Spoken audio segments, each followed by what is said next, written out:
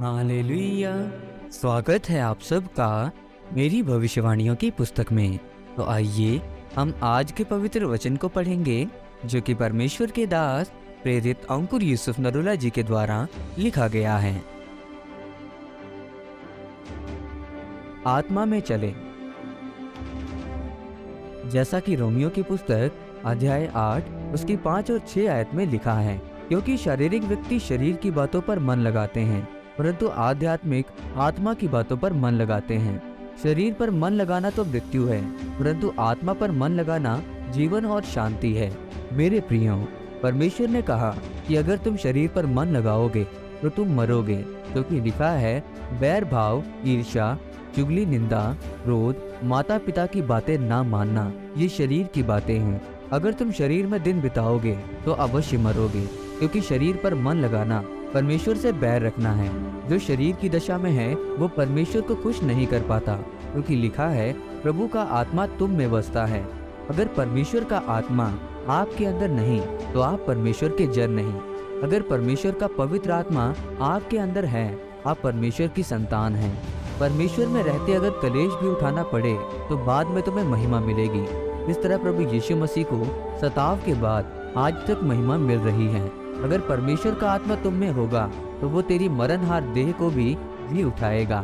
जिस तरह प्रभु यीशु मसीह में पवित्र आत्मा बसता था, उसकी मृत्यु के पश्चात मरणहार शरीर को फिर परमेश्वर ने जीवित कर दिया था। मेरे प्रियो, बाइबल में लिखा है अगर वही आत्मा तुम में बस जाए, आपके बीमार शरीर को चंगा क्यों नहीं करेगा, आपके कारोबार को ऊंचा क्यों नहीं करेगा। परमेश्वर ने कहा कि अगर आत्मा तुम में बसेगा तो मैं तेरे साथ हर एक चीज को जीवित कर दूंगा।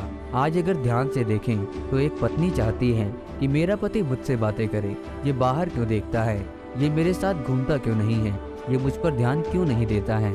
अगर परमेश्वर का आत्मा तुम पर है तो परमेश्वर आपका संबंध आपके पति के साथ जीवित कर देगा, आपके भाई के साथ जीवित कर देगा। फिर एक माँ को अपने बेटे से भीख मांगने की जरूरत नहीं पड़ेगी कि बेटा मुझसे बात करे, मुझे घर से निकाले मत। परमेश्वर ने कहा कि जितनी चीजें आपके आसपास हैं, मैं उन्हें तुम्हारे शरीर समेत जीवित कर दूंगा। मेरे प्रियो, परमेश्वर ने कहा कि अगर शरीर पर मन लगाओगे तो मरोगे।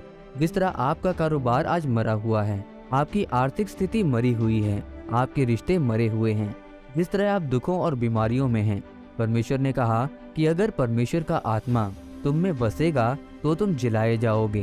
परमेश्वर ने कहा कि अगर तुम उसकी आत्मा ग्रहण कर लो और उसकी आत्मा और आज्ञा के अनुसार चलोगे तो परमेश्वर आपको बढ़ाएगा।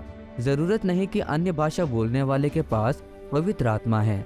अगर आप प्रार्थना करते हैं, उपवास करते हैं, वचन को पढ़ते हैं, अच्छे काम करते हैं, परमेश्वर के आत्मा में चलते हैं, पाप से दूर रहते हैं, तो परमेश्वर का आत्मा आप पर ठहरा रहता है और परमेश्वर का आत्मा आपको पाप से, बीमारी से बचाता है और आत्मा में चलने में अगुवाई करता है।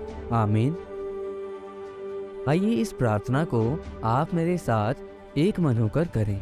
सर्वशक्तिमान परमेश्वर, इस वचन के लिए मैं आपका धन्यवाद करता हूँ।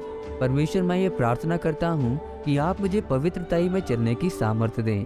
आपका आत्मा सर्वदा मुझ में बना रहे और मैं आपके आत्मा के द्वारा चलता रहूं, प्रभु यीशु मसीह के नाम में। आमीन। परमेश्वर आप सबको आज के वचन के ऊपर मनन करने के द्वारा आशीषित करे। आमीन।